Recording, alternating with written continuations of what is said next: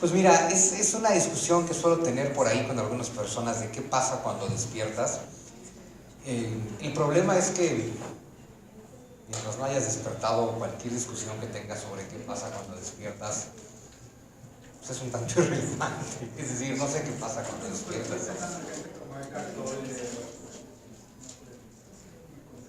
Sí, pues yo creo que sí, bueno, evidentemente perciben el mundo, porque pues aquí siguen, o sea, mientras sigas en el mundo lo sigues percibiendo. No, lo que dejan de percibir, o sea, yo creo que simplemente dejas de percibir, bueno, no dejas de percibir nada, dejas de darle importancia y valor a todo aquello que percibes con los sentidos, porque te das cuenta que lo que percibes con los sentidos pues, en realidad no existe. ¿Cómo se ve ese mundo? ¿Quién sabe? Ahora sí que mientras sigamos dependiendo de los sentidos, nunca sabremos cómo se percibe el mundo sin los sentidos, ¿no? Es el maravilloso simbolismo del tercer ojo, ¿no? Del sexto chakra, que finalmente, claro, tienes tus dos ojos físicos con los que ves el mundo de los sentidos. Y fíjense que, bueno, y el tercer ojo, que representa, pues, el ojo que ve más allá del mundo sensible, ¿no? Entonces, toda la dimensión espiritual, toda la dimensión mental y todo aquello que está más allá del pequeño nivel de vibración que nuestros sentidos pueden captar, pues simbólicamente se capta con el tercer ojo, ¿no?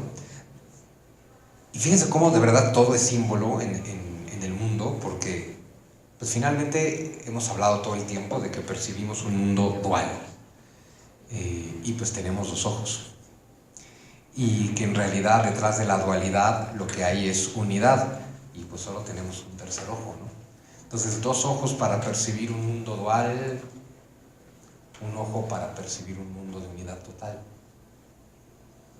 Es que cuando uno se pone a analizar cada detalle del mundo, esto que les digo constantemente, que todo es un símbolo, si nos ponemos a ver con detalle cada aspecto de la vida, te das cuenta que de verdad ahí están todos esos símbolos, ¿no? En alguna ocasión hablábamos de algo tan elemental como pues cómo están distribuidos los organismos, ¿no? En los diferentes órganos en el cuerpo. ¿Se acuerdan, no? El tema de cómo del lado izquierdo, que representa lo femenino, pues finalmente tenemos el corazón, el vaso, el páncreas, es decir, el amor, la purificación y la dulzura o la amargura. Como del lado masculino tenemos órganos mucho más relacionados con la rabia, como el hígado. Y es decir, que y que tengamos bueno, dos pulmones pero solo un corazón, o sea, una serie de cosas que te das cuenta que todo es absolutamente un símbolo. Entonces, y en su nivel más interesante, que es parte de lo que vamos a ver hoy, cómo la vida de cada individuo humano es pues como el resumen de la historia de toda la humanidad como especie, porque finalmente, bueno, ahorita vamos a ir a esa parte, si no luego me adelanto y nunca termino. Entonces vamos a empezar con una pequeña reflexión para hacer una pequeña meditación. Ay, Dios. Es que ahorita me avisaron que van a ir por una escalera porque se trabó, le dieron con el control porque se quedó como trabado. Entonces Bueno, van a subir cierta con una escalera para destrabar. O sea, para... bueno, pues mejor aún, tiempo para meditar. Bueno, entonces aunque no esté puesto ahí el silogismo, se los platico. Sobre algo que ya hemos reflexionado desde el principio, esta situación de que no existe una realidad objetiva independiente de nuestra mente. Entonces vamos a regresar a ese punto para meditar, que es bien importante tenerlo claro, por eso pues no me canso de repetirlo y no salimos, o sea, esa frase nos acompaña todo el tiempo. No existe una realidad objetiva afuera de mi mente. Eso no importa cuántas veces nos lo tengamos que repetir. Recordemos otra cosa, porque de pronto la meditación tiende a ser parece ser un poco repetitiva. Y en realidad es repetitiva por algo muy simple. La meditación es una forma de reprogramar nuestra mente. Y tiene que ser repetitiva porque nosotros llevamos X cantidad de años, es decir, toda nuestra vida, repitiéndonos una pendejada. Y entonces para aprender una diferente también tenemos que repetirnosla. Ya sabes, es como cuando has dedicado 10 años de tu vida a subir de peso y el día que dices, no mames, ya me voy a poner a dieta y quieres bajar esos 15 kilos en 6 meses, ¿no? O en 3 meses. Y entonces, no, es que voy a hacer un detox y puros jugos durante un mes y puros licuados durante otro mes y pura agua sola durante otro mes. Y dices, mira, te llevó 15 años llegar a este peso y a este estado de tu cuerpo, pues hay que salir de ahí lo antes posible, pero no va a pasar en 6 meses. Y eso pasa con el cuerpo, pues con la mente, ¿qué les puedo yo decir, no? O sea, la mente lleva toda tu vida generando condicionamientos. Y el condicionamiento hay que entenderlo como algo muy elemental, es comunicación entre una neurona y otra, básicamente. Y entonces, un condicionamiento es cuando ante cierto estímulo tú tienes una respuesta. Eso es básicamente un condicionamiento, ¿no? Y si tú llevas toda tu vida generando ciertos patrones y condicionamientos, es decir, ante cierto estímulo tienes cierta respuesta, pues esto va generando un caminito. Olvídense ustedes dentro de su mente, a nivel físico, dentro de su cerebro, ¿no? Se va generando pues un caminito. Y ese caminito en realidad se acaba convirtiendo en un surco. Y ese surco, pues de pronto es un lugar maravilloso para transitar, ¿no? Y tú tienes que decirle a tu mente, sí, solo que quiero ir para otro lado. Ese es el problema precisamente del conocimiento a nivel intelectual, que también lo platicamos mucho, ¿no? Cómo tristemente captar a nivel conceptual, intelectual, etcétera, algo, no que no sirva para nada, porque todo ayuda, pero pues como mientras no lo bajes a un nivel existencial, realmente no sirve para nada.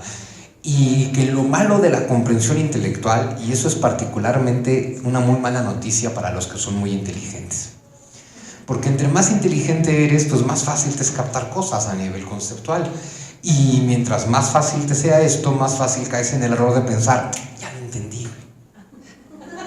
Y dices, no, claro, ya entendí. Y sí entendiste, es decir, tengo claro este concepto de manera perfecta, tengo clara esta abstracción, tengo clara esta construcción intelectual, acá muy cabrón, la tengo clara. Y dices, pues sí, y te sigues sintiendo miserable. Pero cuando lo tienes claro a nivel intelectual, te engañas. Y dices, no, es que esto yo ya lo logré. De ahí que no tenga caso, les digo, eso de indagar demasiado en cómo es el mundo cuando te iluminas, porque pues todo a lo que llegues es un concepto, ¿no? Un concepto mental. Entonces, bueno, ese es el problema del concepto. Cuando estas relaciones conductuales, pues finalmente están hechas de experiencias.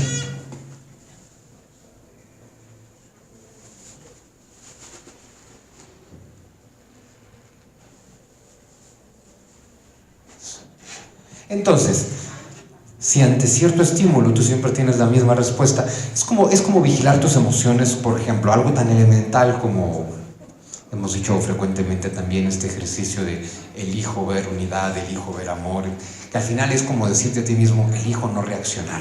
Y tú ya sabes que siempre que pasa algo, tú tienes esta reacción de encabronamiento. Y el objetivo de ponerte a analizar tus emociones es que te des cuenta, siempre que pasa esto, yo tengo esta reacción. Y conforme más te des cuenta de esto, más puedes decirle a tu mente, ok, cuando pase esto, quiero tener una reacción diferente. O más bien, quiero lograr no reaccionar y poder tener una respuesta creativa diferente. Es decir, en lugar de encabronarme, prefiero ver esto desde el punto de vista del amor, de la unidad, etc. El problema es que tu mente te va a decir, mira, sí, qué padre concepto, pero yo llevo 40 años encabronándome con este estímulo. Pues mientras siga apareciendo este estímulo, yo me voy a seguir encabronando. Dices, no, pero mente, ¿cómo? Si ya entendimos a nivel intelectual que esto es estúpido, pues mira, lo habrás entendido a nivel intelectual, yo llevo 40 años haciendo este surco. Entonces, si no quieres ir de aquí a acá, tienes que estar muy atento. Tú tienes, pero literal, atento. Porque vivimos en piloto automático. Entonces llega el estímulo y para cuando tú te das cuenta, tú ya estás aquí en tu berrinche.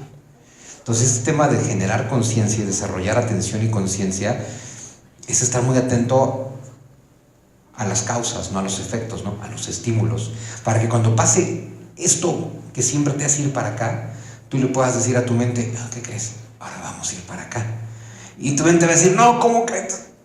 Pero poco a poco, o sea, a fuerza de ir captando cuándo surge tu rabia, tu ira, cualquier emoción, y decirle a tu mente: ¿qué crees? Mando yo, y en lugar de ir para acá, vamos a ir para acá. Pues literal empiezas a crear poco a poco otro camino, otro surco.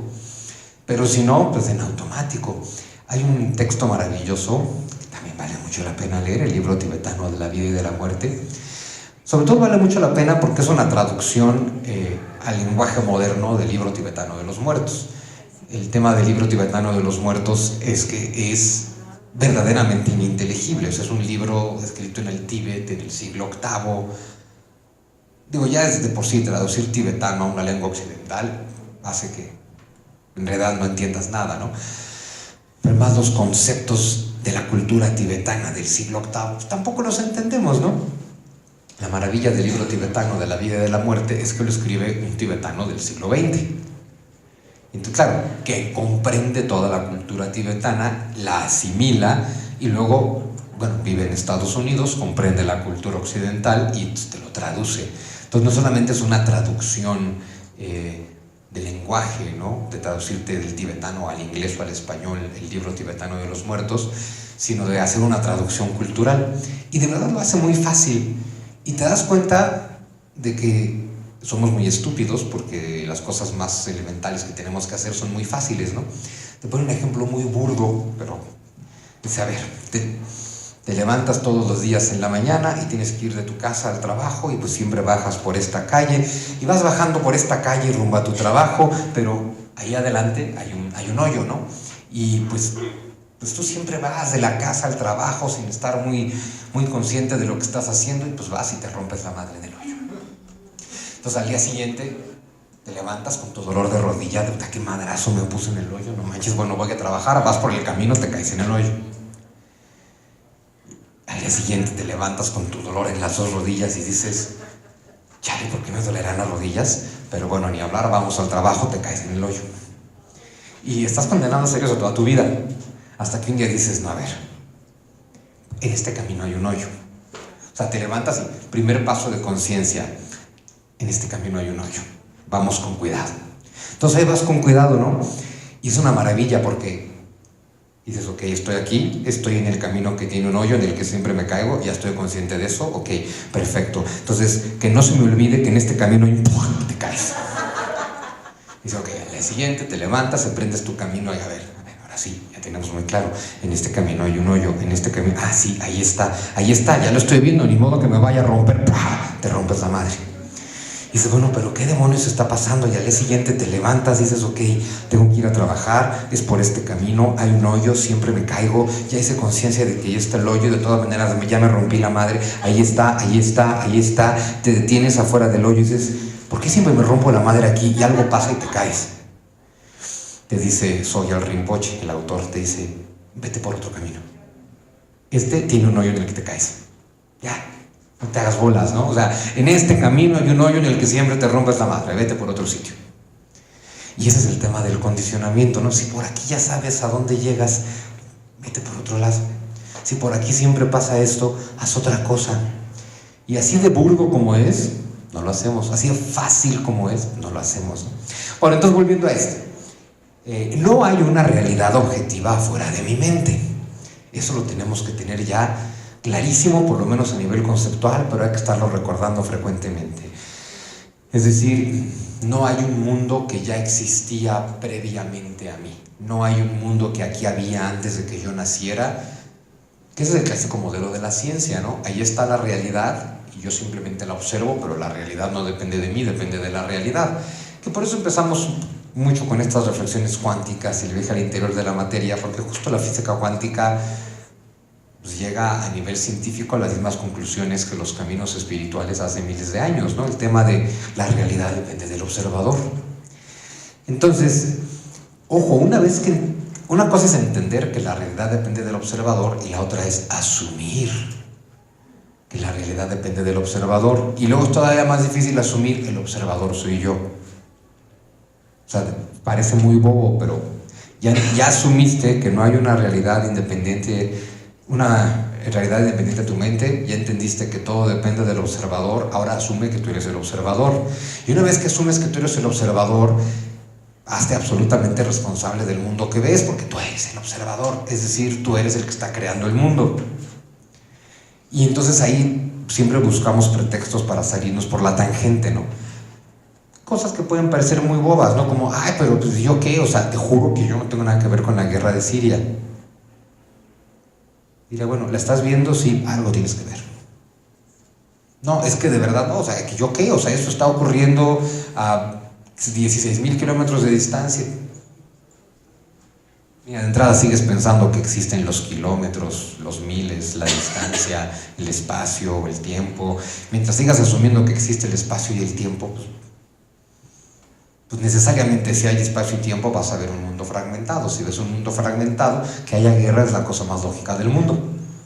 Entonces, bueno, no existe una realidad independiente de nuestra mente. El mundo, entonces, es una cosa absolutamente abstracta a la que nosotros le damos significado. Entonces, no existe una realidad independiente de mi mente, sino que yo le otorgo significado a todo lo que veo. Si yo le otorgo significado a todo lo que veo, pues hay que entender entonces que todo lo que yo veo son símbolos. Ojo, los símbolos que yo veo solo tienen significado para mí. Claro, hay símbolos que compartimos a nivel cultural. Eso es un rollo completamente diferente. Esto de que mis símbolos solo tienen significado para mí, lo entendemos maravillosamente en los sueños. Cuando tú sueñas, los sueños tienden a ser muy raros. ¿Por qué? Porque en los sueños pues aparecen tiempos, lugares, espacios, personas, tiempos que no tienen nada que ver y que ni siquiera tendrían la capacidad física de estar juntos, y en tu sueño aparece todo junto, ¿no? Y en tu sueño, cada cosa que tú ves es un símbolo, es un lenguaje, solo que este es un lenguaje muy interesante, así como cuando hablamos, cuando el lenguaje verbal, todo lo que yo digo a ustedes les puede hacer sentido porque estamos de acuerdo en lo que significa cada palabra, ¿no? Hay un lenguaje universal compartido. Con tu inconsciente tienes un lenguaje personal. O sea, hay un lenguaje entre tu inconsciente y tú que solo tú conoces. Es decir, que lo que en tus sueños significa una cosa, en los sueños de otra persona significa otra cosa. De ahí que sea imposible, a menos que tengas un proceso de terapia, por supuesto, que te interpreten un sueño. Para que alguien pueda colaborar contigo en interpretar tus sueños, tiene que ser alguien que te conoce, que platica contigo, que ha estado indagando en los recovecos de tu mente y que te puede orientar para decirte, mira, tal vez esto que viste significa esto. Y claro, ahí es interesante alguien de fuera, porque entre más significativo sea el mensaje que te está dando tu inconsciente, más güey te haces tú para no verlo. Porque básicamente es eso, el inconsciente está tratando de sacar cosas que tú has juzgado como terribles. Y entonces va a buscar símbolos muy raros, los símbolos más raros que pueda, ¿no? Pero bueno, cuando te despiertas y sales a la vida cotidiana, pasa exactamente lo mismo. Cada cosa que tú ves es un símbolo. Entonces, cada persona que tú ves no existe, cada persona que tú ves es un símbolo de tu mente. Eso es de pronto muy difícil de comprender. Vamos a quitar el tema de que no existen las otras personas, simplemente vamos a decir que todo lo que otras personas generan en mí tiene que ver conmigo, no con las personas. Cuando alguien te cae bien, cuando alguien te cae mal, cuando alguien lo ves y te genera rabia, encabronamiento, tristeza, melancolía, felicidad, no tiene que ver con la persona, tiene que ver contigo, ¿no? Nos encanta pensar que tiene que ver con la persona porque ese es el proceso de toda mente humana. Tú sientes emociones y las proyectas, y pues las proyectas en el mundo. Entonces todo lo que ves en el mundo es un símbolo, pero ese símbolo solo tiene significado para ti, ¿ok? Entonces, no existe una realidad independiente de mi mente, yo le otorgo significado a todo lo que veo, por lo tanto tengo que pensar qué significan para mí mis propios símbolos. Es decir, algo que ya nos habíamos preguntado antes, ¿qué me dice de mí el mundo que veo? El mundo que veo necesariamente me está hablando de mí, siempre. Podemos inventar cualquier discurso para tratar de no aceptar esa realidad, pero el mundo que ves te habla de ti. Si tú estás mucho más en contacto con conflicto, con violencia, con caos, eso está en tu mente. Y estás viendo eso porque tu mente está necesitando proyectar eso. Todo el mundo lo ha experimentado y estoy seguro además que en este grupo ha sido así. Pues justo cuando empiezas a tomar cursos raros, ¿no? Empiezas a tomar cursos raros y a meditar y te metes a esto y te metes a... Empiezas una búsqueda y pasa muy poco tiempo antes de que tú cambies por completo tu círculo social. Porque tú finalmente vienes de toda la vida, de manera inconsciente, con este proceso de hacer siempre el mismo caminito, el mismo surco, pues teniendo las mismas emociones, las mismas reacciones, el mismo estado mental. Y mientras tú tengas el mismo estado mental, pues sigues proyectando el mismo tipo de cosas. Cuando tú empiezas a hacer un esfuerzo consciente en cambiar tu estado mental, poco a poco empiezas a proyectar otras cosas.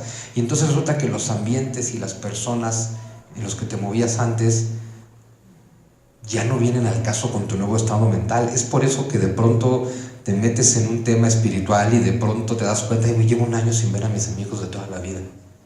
Y cuando los ves dices, con razón llevo un año sin verlos. O sea, qué hueva, ojalá pase otro año antes de volvernos a ver. Y no quiere decir que estés ni mejor ni peor, nada más quiere decir que estás en otro canal, ¿no? Y que tú estás proyectando tu canal, básicamente, ¿no? Entonces, vamos a hacer un pequeño ejercicio mental, así es que vamos a acomodarnos para meditar. ¿Alguien le apaga, por favor, a la luz? No sé qué va a hacer.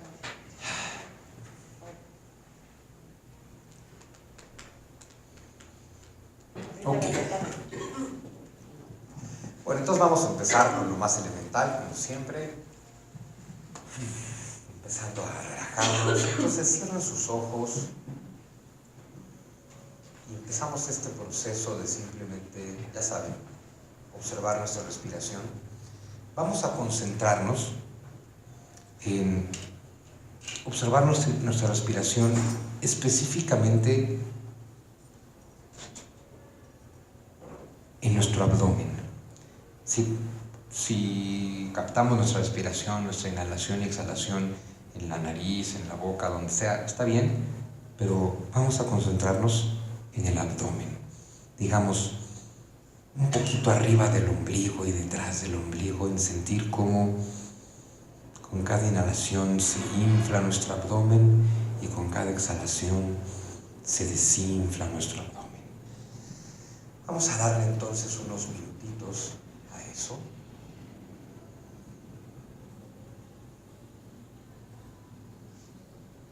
Como estamos concentrados en una sola cosa, integren todo ruido del exterior.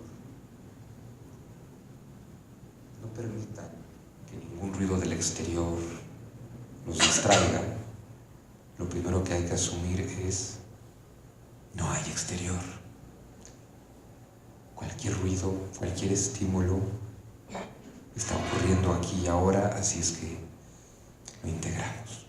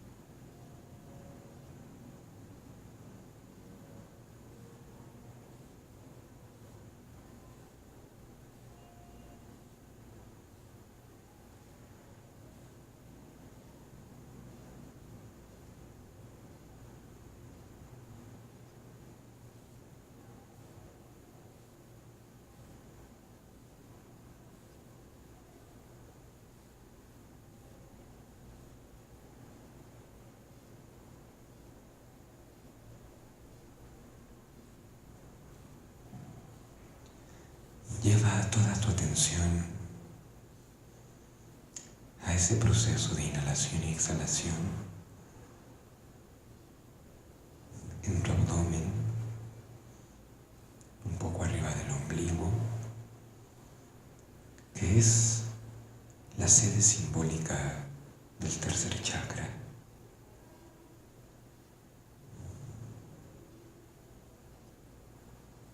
Imagina, visualiza una esfera energética detrás de tu ombligo que inhala y exhala junto contigo. Imagínala de color amarillo. Lleva toda tu atención y concentración a sentir esta esfera amarilla.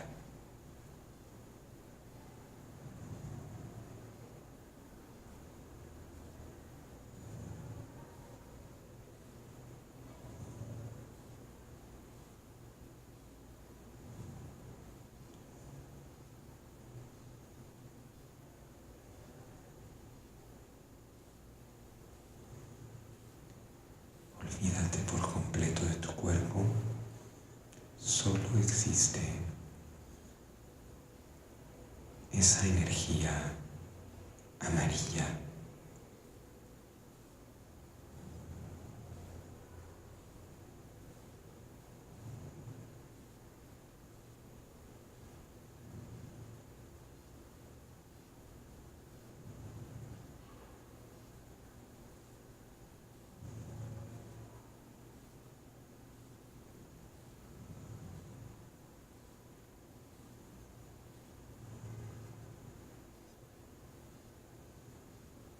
Sin perder esa atención, sin perder el color amarillo, pregúntate algo simple: ¿cómo me siento?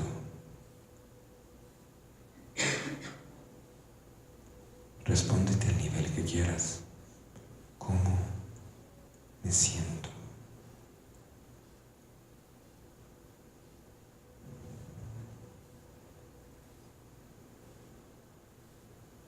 Trata de buscar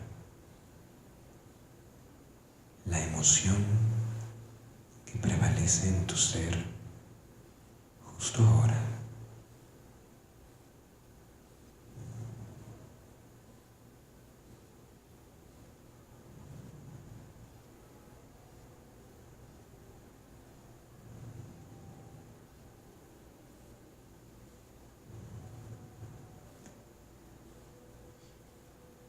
No dejes de concentrarte en esta esfera amarilla.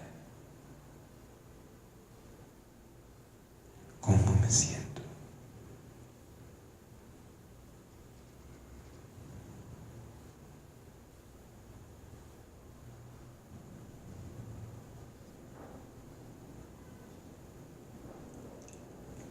En este momento, con toda certeza, ya estás sintiendo algún tipo de dolor o sensación física en alguna parte de tu cuerpo.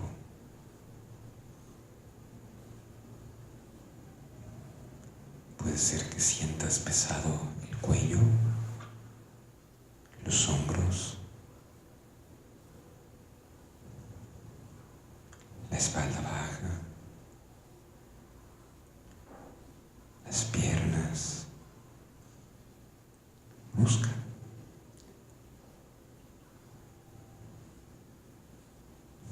cualquier síntoma físico.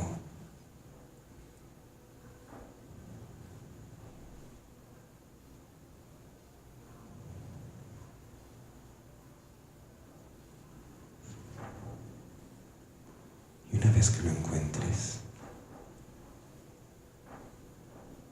deposita ahí toda tu concentración. Imagina que inhalas y exhalas en esa parte del cuerpo.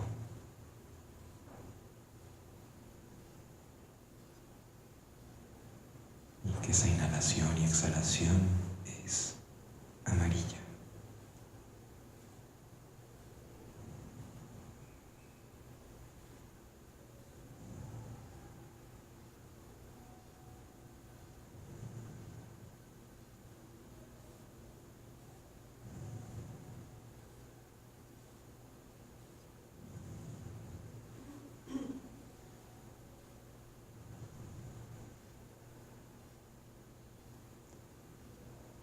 Inhala y exhala.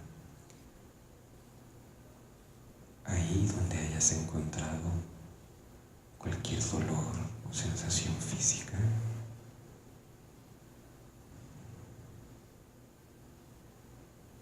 concéntrate por completo en ese punto.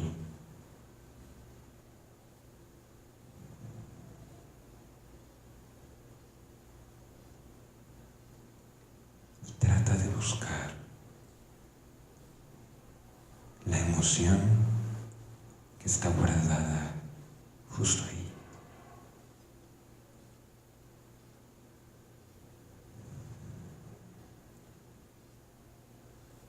El cuerpo es el gran archivo de las emociones.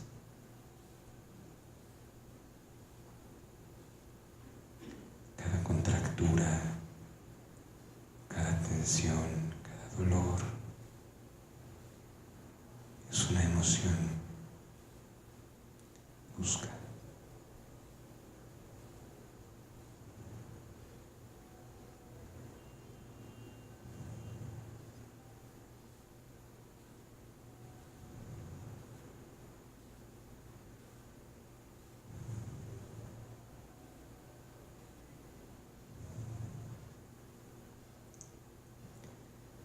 Hay lugares muy característicos.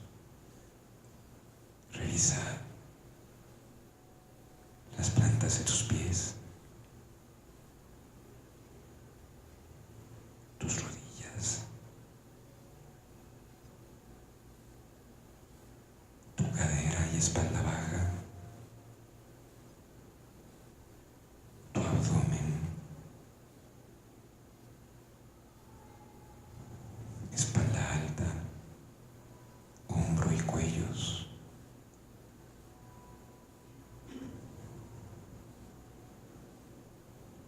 y tu cabeza.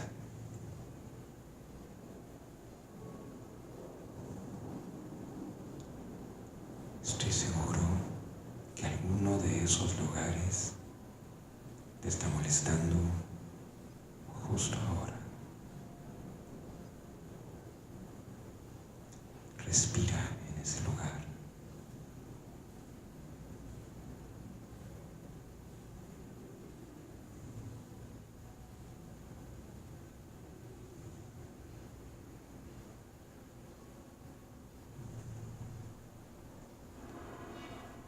Busca qué parte de tu cuerpo estás tensando. Si aprietas los puños, si doblas los pies, si tensas la mandíbula.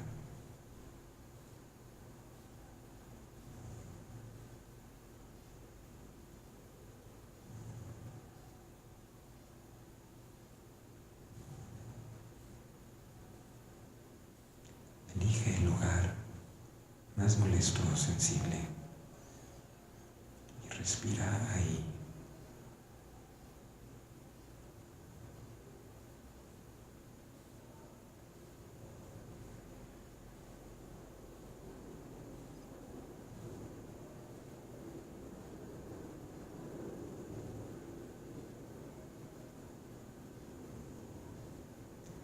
Pregúntate,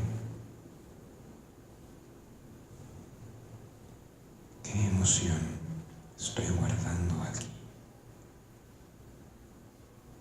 ¿Qué dolor? ¿Qué angustia? ¿Qué temor?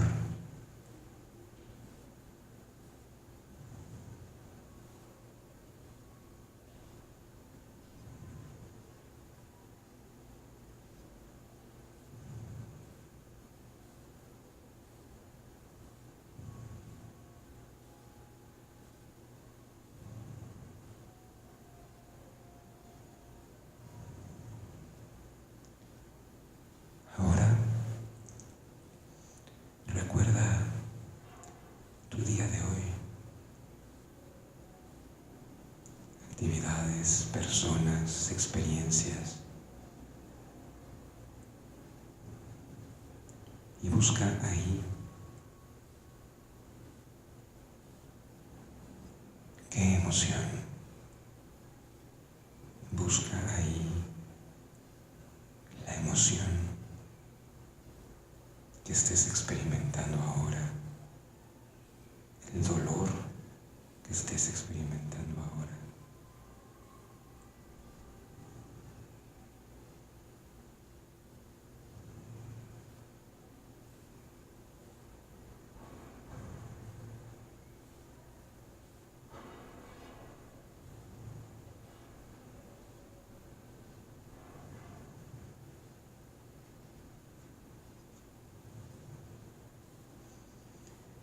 Ahora imagina que puedes tomar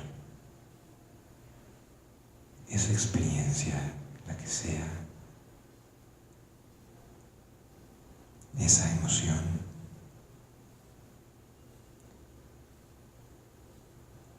y ese dolor o sensación física,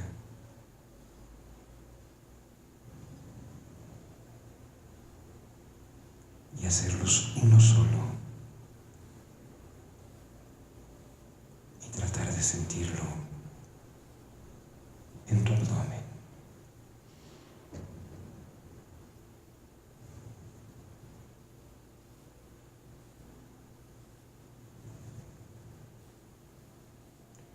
Inhala y exhala. Observa esta energía amarilla.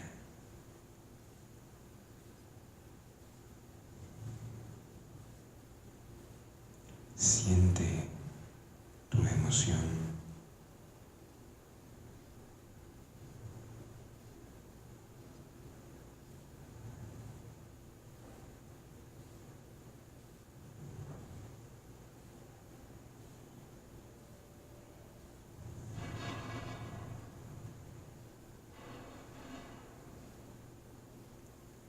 Y ahora empieza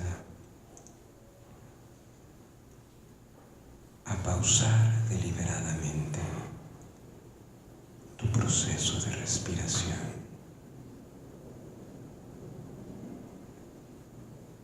de manera consciente. Hazlo cada vez más despacio.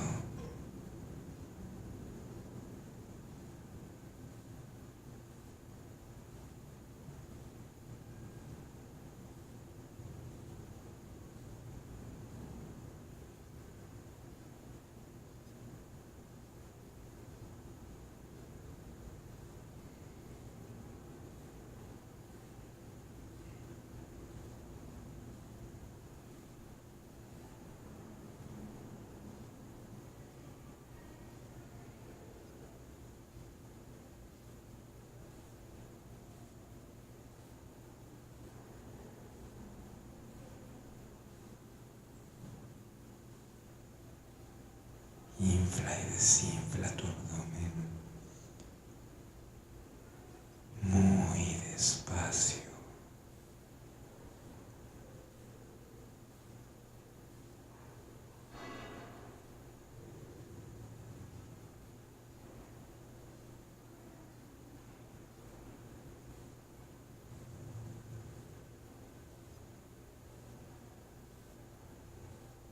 Observa cualquier sensación incómoda que esté brotando en ti.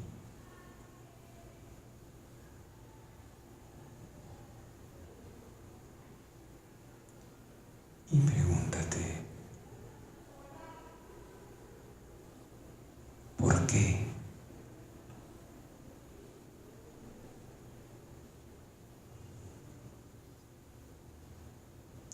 ¿Por qué estoy sintiendo esta incomodidad?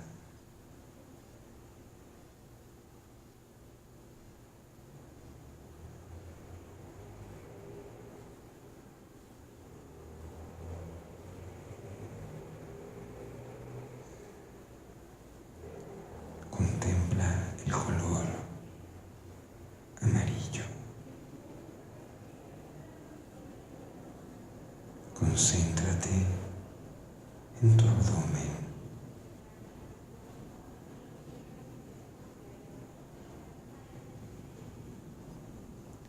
E imagina que este color amarillo se va haciendo cada vez más claro,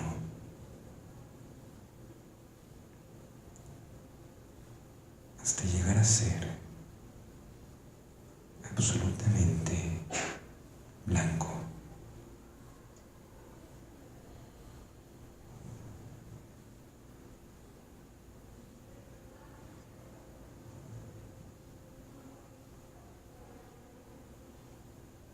Concéntrate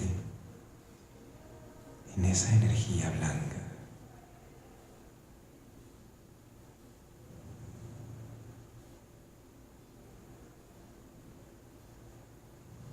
Y siente, visualiza cómo inunda todo tu ser de blanco.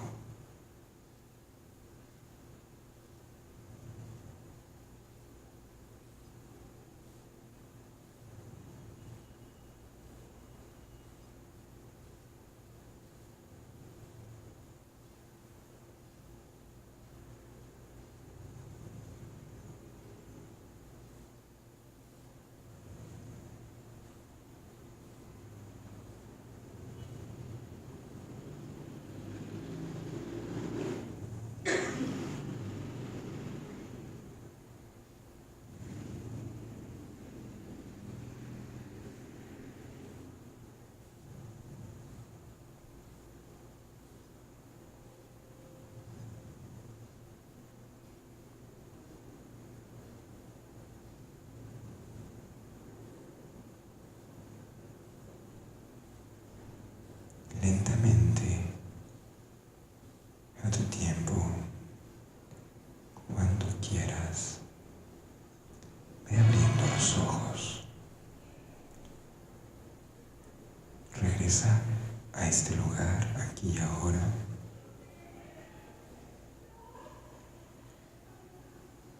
Con las emociones y sensaciones que hayas experimentado.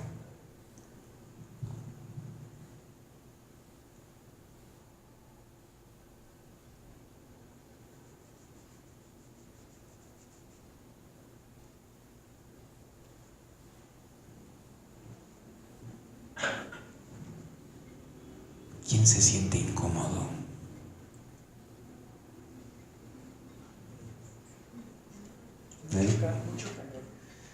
Ah, sí, meditar en el tercer chakra da calor.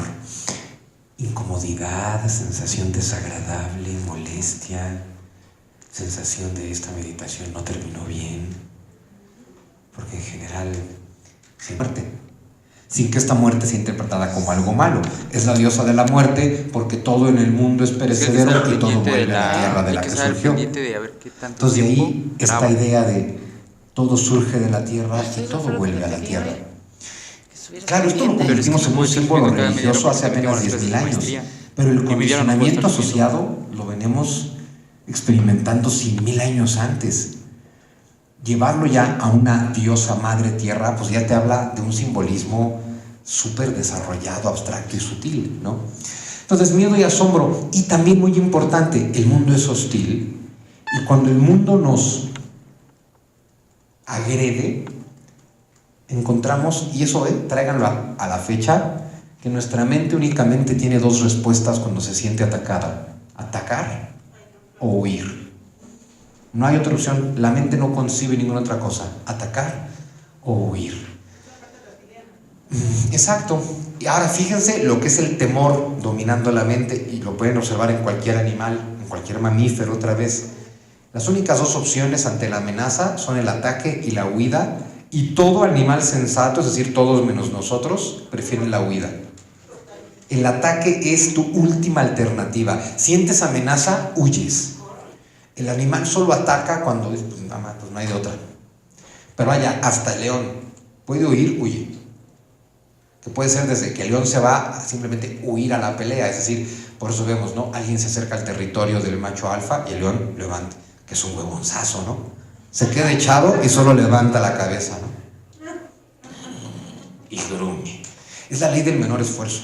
Si con eso el extraño se va, el león vuelve. El extraño es necio y sigue metiéndose y el león ruge más fuerte. Y si con eso basta, se queda echado. El extraño sigue, el león ni siquiera se levanta en 4 patas, levanta las delanteras y lanza un gruñido más feroz. Y si con eso huye, ya. Y ya de plano, quien sea que se está metiendo es necio, entonces el león ya se levanta y gruñe. Es decir, el león trata de no atacar. Y nosotros, en general, también lo hacemos. Tráiganlo a cualquier discusión de pareja. Bueno, discusión de lo que sea. Solo tenemos esas 2 reacciones: atacar o huir. O sea, empiezas a discutir y lo primero, y eso es bien interesante, cuando tienen cualquier discusión, no tiene que ser con pareja, con quien sea. Practíquenlo con la pareja o con los amigos. Cuando están sí, porque de pronto para cuando te das cuenta ya estás discutiendo. Si fueras consciente, nunca empezarías la discusión. Solo hay una forma de ganar una discusión y es no participar en ella, ¿no? Pero como somos inconscientes, para cuando te das cuenta, y ya te encarrilaste y ya estás acá, ¿no? Y entonces, si te detienes a ver por qué estás discutiendo, te vas a dar cuenta que sin importar cuál haya sido la causa original de la discusión, esa se abandonó hace mucho tiempo. Y ahora ya solo estás discutiendo para ganar. O sea, ya nada más se trata de tener la razón. O sea, oye, ¿cuál es el origen? No importa. Aquí es más, y si es con la pareja pasa más con los amigos. Aceptamos más a los amigos. Estás aquí en la mitad de la discusión, algo dice, y de pronto algo muy dentro de ti dice, ¿y la madre tiene razón? Y en ese momento atacas más duro, porque dices, no, en la madre tiene razón, no mames, no lo puedes saber. Y hay que seguir. Y entonces sigues y sigues y sigues, y en algún momento todo el mundo ha acabado una discusión con alguna variante de esto. Ay, mira, si vas a estar así, contigo no se puede discutir. Que es como decir, como ya no sé por dónde, chingues, ya no voy. Ataque y huida. Es lo único que sabemos hacer, atacar o huir. Claro, nuestro cerebro reptil, nuestra corteza prefrontal, puede hacer algo que no puede hacer ningún otro mamífero: expresarse. Para eso tenemos conciencia, emociones, símbolos, lenguaje y capacidad de comunicarnos. Entonces tú imagínate que media discusión cuando dices, ok, ya cometí la pendejada y ya estoy discutiendo. En el fondo de toda discusión hay un conflicto emocional. Y es aquí donde puedes decir, ¿sabes qué? Párale. ¿Qué onda con las emociones? O sea, estás en tu casa, llega tu pareja y a la pregunta ¿cómo te fue?, 2 minutos después hay una discusión. Y ahí es donde tienes que parar y decir, ¿qué salió mal? O sea, preguntarle al que está llegando, oye, o sea, ¿qué te pasó? Porque el problema no es contigo, el problema es con el mundo.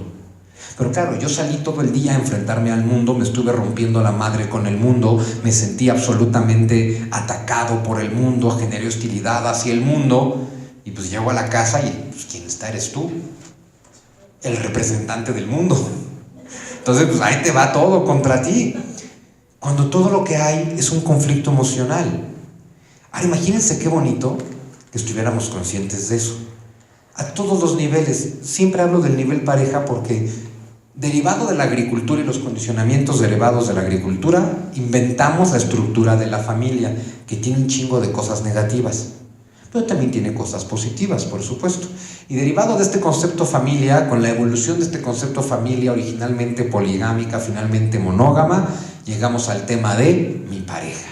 Esa persona que en teoría eliges para acompañar tu vida, más allá de los temas de la propiedad que están inherentes a la creación de la familia. El hombre ejerce propiedad privada sobre la mujer y los hijos. Pero traigámosla a la familia de hoy. En teoría tú eliges a una persona para, en teoría, hacerte más llevadero el camino. O sea, el mundo es un lugar muy hostil. Si eliges a alguien para vivir acompañado en el mundo, tendría que ser para que el mundo fuera más llevadero. Si con una pareja el mundo es más hostil, vive solo. No tiene sentido. El mundo ya es hostil. Elegir vivirlo en compañía es para que sea menos hostil. Durante siglos, milenios de hecho, siglos y hasta las guerras mundiales, generamos un esquema de pareja que fue cuestionado durante todo ese tiempo, y es: el hombre sale al mundo, la mujer se queda en la cueva. Y ese esquema no está ni bien ni mal, solo es lo que es. Tiene ventajas y desventajas. La ventaja, y hay que buscarla y hay que querer verla, es evidente. Este esquema donde fue el hombre, es que vamos a decir, el hombre sale al mundo, a enfrentarse al mundo y toda su hostilidad. La mujer permanece en la cueva, refugiada del mundo. Cuando el hombre regresa, agobiado por el mundo, tiene una maravilla. Hay alguien que le puede dar contención emocional, porque no se enfrentó al mundo. Entonces tiene todo, pero claro, hay que buscar los aspectos más positivos de eso, ¿no? El poder estar guardado, guarecido, refugiado, y usar esto para estar contigo y con tus emociones. Cuando llega el que se enfrentó al mundo, de ese enfrentamiento con el mundo, justo tú puedes ser ese refugio, esa contención emocional. Ahora lo traemos al mundo de hoy, donde para bien y para mal empezamos a generar, por cuestiones absolutamente económicas y de producción, este esquema donde los dos salen al mundo. Tiene pros y contras, la verdad. El mundo tiene cosas muy chéveres y tampoco era válido que la mujer se perdiera de las cosas chéveres del mundo, ¿no? Pero ¿cuál es el problema pensando en la sociedad actual? Estos matrimonios donde te despiertas en la mañana, abres los ojos y ¡ay, güey! Hay un desconocido durmiendo junto a mí. Entonces le das los buenos días al desconocido, a la desconocida, convives 1 hora y media con la desconocida, cada quien haciendo sus cosas. Entre las 8 y las 9 de la mañana te despides del desconocido, la desconocida. Cada quien va a enfrentarse al mundo por su cuenta, tratando de ser más chingón, más importante, hacer un ego mucho más imponente. Y regresamos a la cueva a las 9, a las 10, a las 11 de la noche, hasta la madre del pinche mundo, a darnos las buenas noches y dormir. Está cabrón. Agrégale 2 hijos. 2 hijos a los que nadie tiene capacidad de darles contención emocional, porque pues ninguno de los dos la tiene, ¿no? Agrégale 2 hijos y entonces es hacer esta cuestión de enfrentarte al mundo cada uno por separado, y al mismo tiempo tratar de administrar hijos, porque es lo que acabas haciendo con ellos.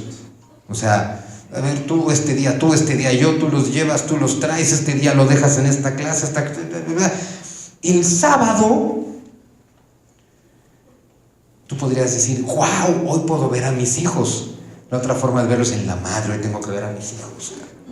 Y no es que no los quiera ver, pero es que llevo 5 días hostilizado con el mundo, y cuando puedo tener tiempo para mí, puta, no, espérate, hay que hacer esto, para cuando te das cuenta, estás deseando que sea lunes. Y ya cuando llegas a este mundo donde deseas que sea lunes, algo está muy mal. Ahora vamos a suponer que porque así es el mundo, estás en una pareja donde los dos salen a enfrentarse al mundo. Está bien, solo hay que tener muy claro eso. Los dos estamos saliendo a enfrentarnos al mundo. Los dos estamos viviendo esta realidad hostil. Ninguno está teniendo un refugio emocional. Y sin embargo, si vives en pareja y tu pareja no es capaz de ser tu refugio emocional, divórciate. Es que de verdad, o sea, vivir con alguien que no es tu contención emocional solo le agrega una complicación a tu vida. Vivir con alguien que es tu contención emocional es el paraíso mismo. Y claro, si los dos salimos al mundo, los dos tenemos que tener claro: mira, los dos salimos al mundo, los dos nos enfrentamos a la misma situación, y los dos tenemos que ver cómo le hacemos para lograr ser la contención emocional del otro. Digo, hay un trabajo extra, pero si cada uno tiene esta conciencia de contención emocional del otro, siempre es más fácil contener emocionalmente al otro que a ti. Es más fácil. Para eso proyectamos.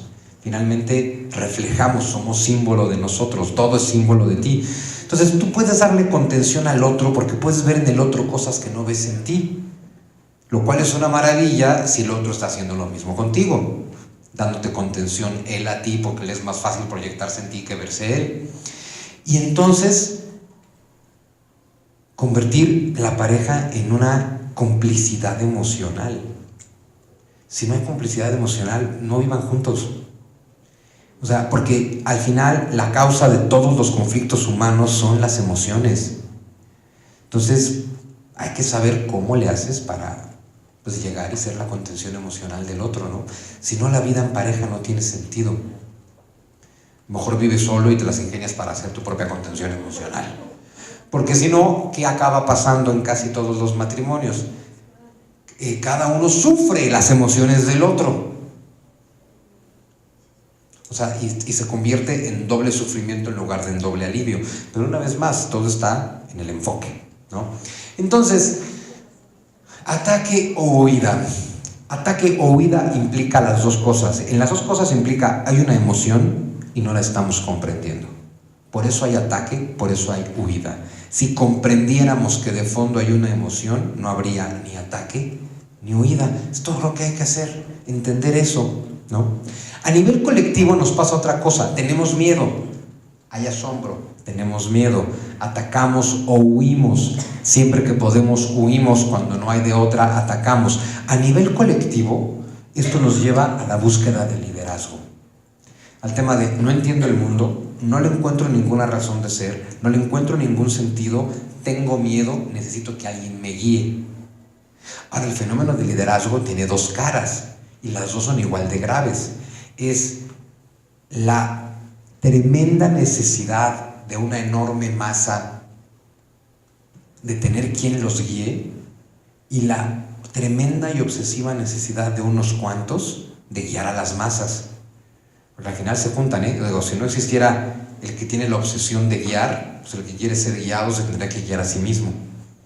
Ahora, el que quiere que lo guíen tiene miedo. Es, mira, tengo mucho miedo, no entiendo nada, tú dime a dónde y yo voy ciegamente. El que quiere ser el guía también tiene miedo. Porque es lo mismo, no mames, tengo miedo, pero ya entendí que si logro controlar, entonces logro apaciguar el miedo, entonces los controlo a ustedes. Y al final, ¿qué tienes? Temerosos siguiendo a temerosos. Y esa es la historia de la humanidad, temerosos siguiendo a temerosos. ¿Qué vamos a solucionar con eso? Pues básicamente nada, ¿no? ¿Pero logras colaboración? Sí, en general la historia del liderazgo humano es que el líder logra que los demás colaboren para su beneficio. Difícilmente, no, al beneficio del líder, no para el beneficio de la comunidad. Es decir, cuando yo me convierto en el líder y tengo a los que me siguen, yo me puedo convencer a mí mismo y a los otros de que es por el bien de ellos, pero es por mi bien. Nadie hace nada por el bien de los demás. Con la honrosísima excepción de muy poquitos, en general es, yo ejerzo el liderazgo para mi beneficio y para mi bienestar. No importa cuánto me convenza de que lo hago por los demás, lo hago por mí, porque yo tengo la necesidad de controlar. Y la inmensa mayoría tienen la necesidad de que los controlen. Entonces tú junta al que quiere ser, al que necesita que lo guíen y al que necesita guiar. Es como los creyentes que tratan de convertirte. O sea, el que tiene que ir de puerta en puerta convenciéndote de que creas lo que él cree, solo significa que no cree lo que dice que cree. Si yo no tengo verdadera fe ni confianza en mis supuestas convicciones y creencias, entonces necesito que tú también las tengas. Porque claro, si yo logro cada que yo trato de convencerte a ti, me estoy tratando de convencer a mí. Y entre más logre convencer a otros, más digo, en una de esas no estoy tan pendejo. O sea, en una de esas tengo la razón. Cuando eres ateo y tratas de convencer de que no crean, es exactamente lo mismo. Quiere decir, en el fondo no te crees tu no creencia, en el fondo no te crees tu ateísmo, necesitas compartirlo con otros, porque cada que alguien dice, tienes razón, eso es una patraña, dices, lo sabía. Y en el fondo es, no lo sé. Entonces, cada que tú necesitas que alguien comparta tu creencia o descreencia, es para convencerte a ti mismo.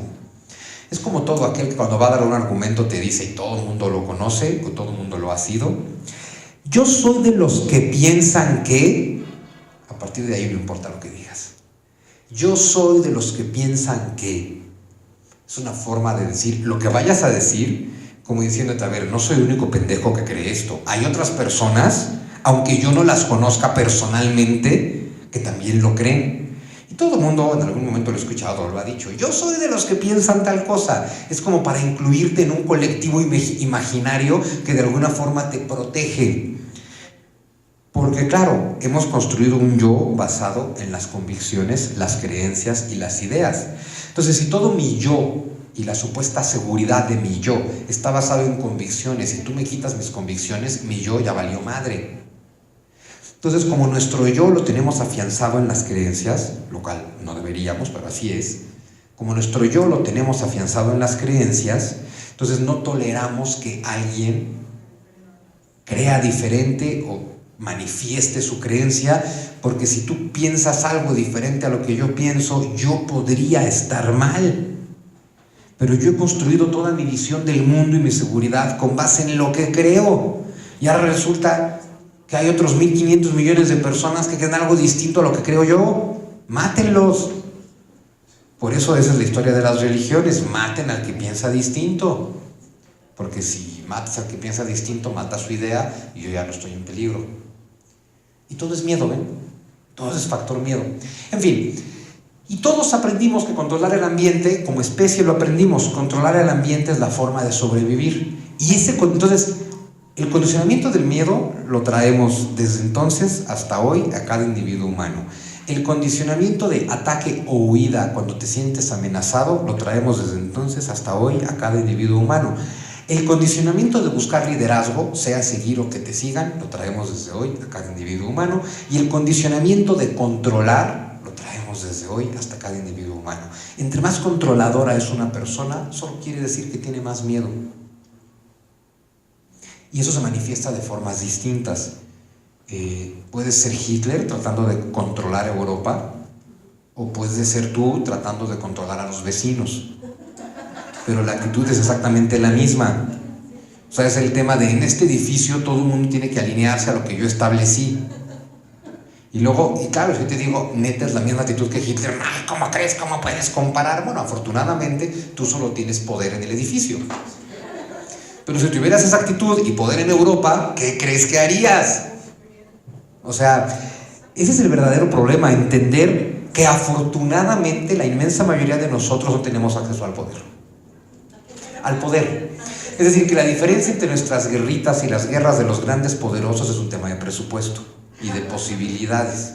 Entonces yo creo que tengo la razón en mi pleito contigo y estoy dispuesto a usar todos mis recursos. Mis recursos son chantajear a nuestros hijos o pagar un buen abogado. Los recursos de Hitler eran millones y millones y millones de proletarios alemanes y una máquina bélica.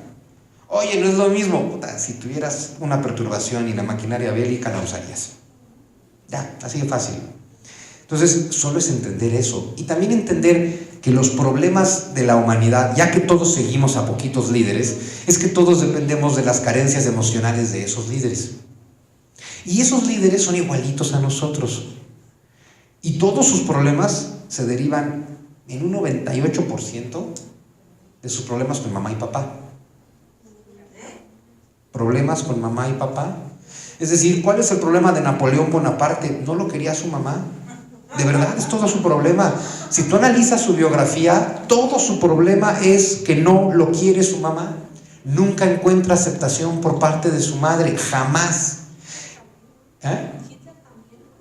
Sí, los problemas de Hitler son más graves que mamá, pero sí, es decir, al final tienes un problema de un papá violento, una madre pasiva que recibe esa violencia, un entorno de miseria y pobreza, y culturalmente un entorno de odio, pues que a ti te sirve muy bien porque odias al mundo, ¿no?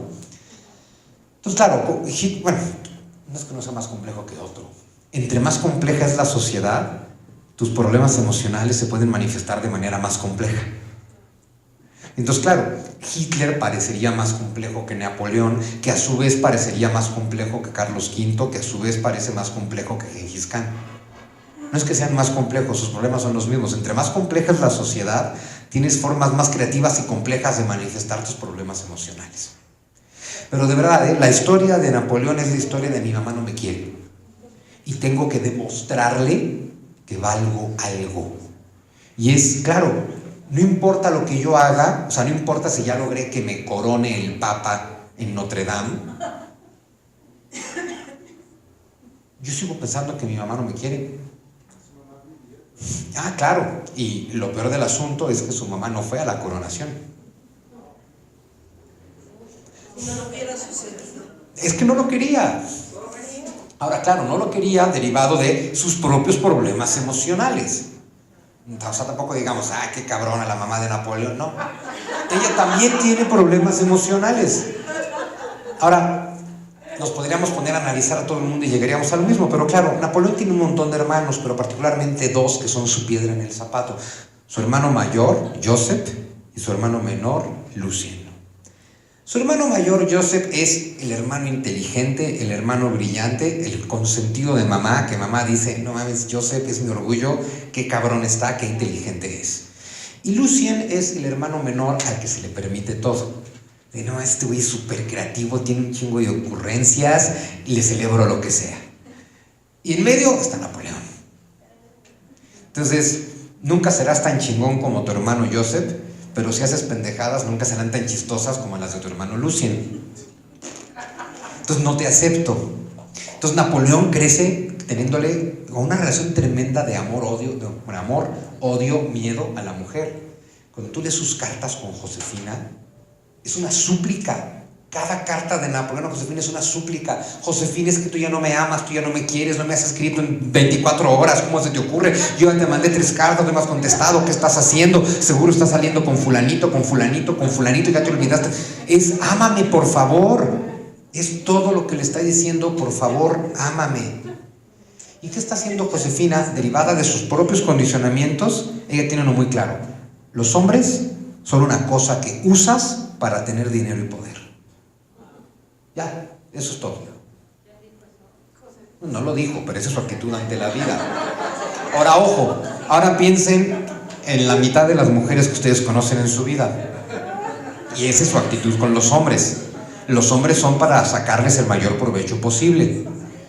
Y la inmensa mayoría de los hombres tienen una relación de amor, miedo, odio a las mujeres. Según esa cantidad de miedo y odio y cómo lo manejes, de eso depende toda tu vida.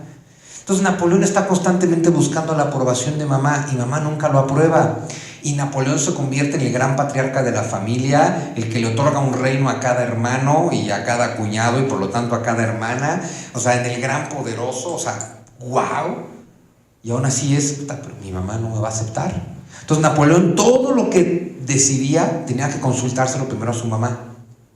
Como para decir, oye, o sea, ratifícame. Y lo peor es que su mamá, antes de contestarle a Napoleón cualquier cosa, lo consultaba con Joseph y con Lucien. Entonces mamá, para poder aceptarme, tiene que preguntarle a los cabrones de mis hermanos. Y entonces, claro, no importa lo que yo haga, mamá piensa que no es suficiente. Y entonces hago lo más grande que se puede hacer, me voy a coronar emperador. Por mis pistolas, yo conquisté Europa, yo sometí al Papa, yo sometí a los Habsburgo, yo sometí a los Hohenzollern, yo me chingué a los ingleses, estoy organizando mi coronación. Mi mamá no va, porque no lo acepta. El pretexto es lo de menos, no estoy de acuerdo con que vayas a coronar a Josefina. Y Napoleón, no, pues entonces sí que la voy a coronar, pues entonces no voy, pues no vengas, total, no te quiero. Y luego, cuando el pintor oficial David está haciendo el cuadro de la coronación de Napoleón, ya después de la coronación, llega Napoleón a verlo y dice, sí, está maravilloso, oye, ¿dónde está mi madre? Y el pintor así, oiga, su majestad, es que su madre no vino a la coronación. Sí, eso son cosas de ella, la posteridad no puede tener esa idea, ponla aquí, entre el Papa y los diputados. Es decir, yo sé que no vino, pero ese es un recuerdo que se puede ir difuminando y este cuadro es para siempre y en el cuadro la quiero ver porque lo que más me duele de todo esto es que mi mamá no vino a mi coronación. Ya, se acabó la historia. Dicen que la otra gran inquietud de Napoleón, que era un genio de las matemáticas, era dedicarse al estudio de la ciencia y las matemáticas. Y si lo hubiera hecho, hubiera llegado a tener un título doctoral y su mamá no hubiera ido a la titulación. Es lo mismo. Y si tú ves la historia de Alejandro Magno, es Alejandro tratando de demostrarle a papá, no soy un debilucho como tú piensas. Y claro, el problema es que papá ya murió, pero no murió aquí. Entonces yo ya llegué hasta el río Indo y aquí papá me sigue diciendo, podrías hacer algo más.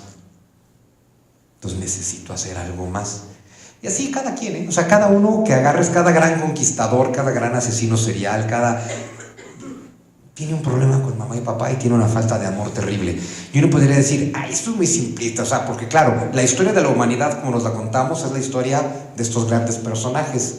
Entonces, como decir, estás reduciendo la historia de la humanidad a los problemas con mamá y papá. Dice, bueno, ¿qué crees? Es la historia de la humanidad. Porque Napoleón es un ser humano igualito a ti, igual de frágil, igual de sensible e igual de sometido a las emociones que tú. Y podrá ser Napoleón, claro, es Napoleón hoy, que ya hicimos un discurso en torno a él, pero cuando Napoleón estaba siendo Napoleón, era un güey con emociones, es todo lo que era. Y era un güey con emociones reaccionando a sus emociones. Entonces es igualito a ti. Entonces, así como te tiene que servir para comprender a Napoleón y a tu papá y a tu mamá, te tiene que servir para proyectarte a ti. Es decir, por un lado, generar compasión contra los grandes villanos de la historia es un gran ejercicio, porque cuando dices, solo sufría. Ya que logras hacerlo con los grandes villanos de la historia, o en el Inter, también lo puedes hacer con los dos grandes villanos de la historia de la humanidad, mamá y papá. Y entender, mamá y papá solo sufrieron, igualito que yo. Es decir, alguna vez se los comenté, me parece, o sea, yo en algún momento me di cuenta y dije, en la madre, mi papá fue hijo de mi abuelo, pobre güey. O sea, si yo creo que fue difícil crecer con mi papá, no mames, mi papá creció con mi abuelo, pobrecito. Mi abuelo era insufrible. Y es cuando dices, puta, no conocí al bisabuelo, pero lo que no sería el desgraciado, ¿no? Y así, ¿no? Entonces, lo puedes proyectar en Napoleón, en Hitler, en Alejandro, en Gengis Khan, lo puedes proyectar en papá y mamá, y lo puedes hacer al revés. Darte cuenta que si tú tuvieras el presupuesto y los recursos que tenían ellos con el conflicto emocional que traes, harías lo mismo. Y que afortunadamente teníamos poco acceso al poder. La semana pasada discutía con un amigo escritor que él piensa que es pacifista. Me encanta porque su concepto pacifista es que todas las religiones, todos los libros sagrados, no los ha leído, pero todos los libros sagrados están llenos de invitaciones a la matanza y al asesinato. Y bueno, sí, en general siempre se usan epopeyas épicas, ¿no? Para estos relatos sagrados. Digo, sí. Entonces se tendría que hacer una comisión a nivel humanidad para borrar de todos los libros sagrados los capítulos que induzcan a la violencia. Y le digo, mira, yo sé que te suena como algo muy lindo, pero lo que en realidad estás diciendo es, habría que adaptar todos los libros religiosos de la humanidad a lo que yo quiero. No, claro que no, por supuesto, dale todas las vueltas que quieras. Lo que estás diciendo es, libro que no diga lo que yo creo, tendría que ser modificado. Si tuvieras el poder en Alemania, quemarías libros. Si fueras el gran inquisidor, quemarías libros y autores de libros. Afortunadamente solo escribes. Y entonces, sí. No, así nos llevamos. O sea, le he soltado peores de esas, ¿no? Entonces es donde les digo que cada mente colectiva que cada mente individual es la mente colectiva de la humanidad. Cada uno de nosotros contiene la historia de toda la especie. Me adelanto, bueno, justo, esta parte la hemos visto mucho, que esta revolución cognitiva que nos hizo tener pensamiento simbólico, mitología y tótems, volveremos sobre eso. Esto que lo habíamos señalado la semana pasada, que al final nada controla al ser humano mejor que los símbolos que los seres humanos hacemos y que las historias que nos contamos de nosotros mismos, y que le damos significado a todo con base en nuestros símbolos y en nuestras mitologías. Por nuestras mitologías nos podemos referir a una religión o sea, los comunistas, los nazis, los cristianos, los musulmanes. Cada nacionalismo, soy francés, soy mexicano, soy alemán, cada nacionalismo es una ideología, cada ideología es una mitología, es decir, una historia que te cuentas de ti mismo, como individuo o como colectivo. Hace rato que preguntabas lo de las diferencias raciales, te decía, no existen, pero cada nacionalismo te cuenta una historia en la que sí existen. Cada nacionalismo, todos ellos nacidos a lo largo del siglo XIX, y diseñaron narrativas de historia nacional basadas en nuestro pueblo existe desde siempre. La nación es eterna. Entonces te voy a contar la historia del eterno pueblo francés y entonces me voy hacia el pasado y te voy a decir que los galos eran franceses. Así como los italianos se van al pasado y Julio César era italiano. No lo era, ¿no? Rómulo y Remo no existieron, pero eran italianos. Y los griegos de hoy se regresan a los dioses del Olimpo y Zeus era griego. Y suena chistoso, pero es la base de cada historia nacional. Pretender mi pueblo existe desde siempre. Ojo, los otros pueblos no. Los otros pueblos son construcciones históricas-culturales, no como el mío, que es eterno. Y si vemos que aplicamos lo mismo a nivel religión, ¿sí? Mi religión tiene la verdad, las otras se pueden acercar, pero están equivocadas. Es decir, los demás tienen una mitología, yo tengo la palabra revelada de Dios. Cuando vemos que el nacionalismo te cuenta lo mismo, pero con el pueblo, mi pueblo es eterno, los demás no, entonces podemos adelantar la conclusión a la que llegaremos pronto, y es: el nacionalismo y la religión tienen exactamente la misma estructura. Es una construcción mitológica de identidad para controlar pueblos. De hecho, lo primero que tienes que hacer para controlar un pueblo es generar en los individuos la idea de que el pueblo existe. Es decir, de que todos nosotros, aunque no nos conozcamos y nos vayamos a conocer nunca, por virtud de alguna serie de relatos imaginarios, somos lo mismo. Es decir, son comunidades ficticias, comunidades imaginadas. Y por imaginadas no digo que esté mal ni bien. Toda comunidad donde los individuos no se conozcan todos a todos es imaginada. O sea, si tú dices, yo soy mexicano, y asumes eso como tu comunidad, con el tema de que hay 120 millones de mexicanos y tú solo conoces a 250, todo lo demás es imaginario. Que tú te sientas parte de la misma comunidad que el vecino del piso de abajo al que nunca has visto, es imaginado. A nivel religioso, que tú digas, soy judío, soy católico, soy musulmán, y te sientas parte de una comunidad junto con otro güey que nunca has visto y nunca vas a ver porque vive en otro país, solamente porque tiene el mismo servicio religioso que tú y cree en los mismos mitos, comenzando por pensar que no son mitos, es imaginario. Todas las comunidades humanas son imaginarias. Y estas comunidades imaginarias se crean desde los liderazgos, se crean desde arriba precisamente para poder ejercer control. Entonces, todos los pueblos son una invención de sí mismos. Justo ahorita estoy leyendo un libro interesantísimo, súper fuerte, porque es un judío israelí y su libro se llama La invención del pueblo judío. Y son de estos que escriben a nivel con corte académico, ¿no? Es decir, dividen el libro en 3 partes. En la primera parte te expongo lo que te voy a contar, en la segunda parte te lo cuento y en la tercera parte te expongo lo que te conté. Voy en la parte en la que te expone lo que te va a contar, ¿no? Pero justo que empieza diciéndote, a ver, lo que te voy a plantear en este libro es que el pueblo judío es una invención. Y dices, oye, pero tú eres judío. Y dice, sí, o sea, y te dice, y ya me lo han dicho, que cómo me atrevo a plantear esto si yo soy judío. Entonces ya me han dicho que soy un judío antisemita, con toda la paradoja que eso incluye, ¿no? Y dice, bueno, es que no podemos pensar, en este caso él dice que el pueblo hebreo es diferente a todos los demás pueblos y que su historia es diferente a todas las demás historias, porque no podemos pretender que no son igualmente humanos que todos los demás humanos y que su mente es igual a todas las demás mentes. Entonces, así como puedes entender que la nación francesa, la nación mexicana, la nación española es una construcción, es de, bueno, pues la nación judía también. Y si te dice, ya me cayeron encima todos los religiosos, todos los académicos, todos los creyentes, todos los practicantes, todo el mundo, pero ahí te va, es una invención, ¿no? Y claro, te va explicando, para explicarte esto, también se va a explicarte cómo surgieron todos los nacionalismos, justo como para decirte, mira, así como se inventó la nación francesa, la nación inglesa y la nación alemana, pues se inventó la nación judía. Y te dice, la principal crítica que me han hecho todos los judíos es que efectivamente la nación alemana, francesa o inglesa son una construcción, pero que el pueblo judío es eterno. Y bueno, ahora pregúntale a un alemán y te va a decir, no, mira, los ingleses llegaron de acá, los franceses llegaron de acá, los alemanes somos eternos. Y dices, ya, en serio, ahora pregúntale a un francés, no mames, ¿cómo van a ser eternos? Los alemanes fueron los invasores bárbaros de Roma, no, eternos los franceses.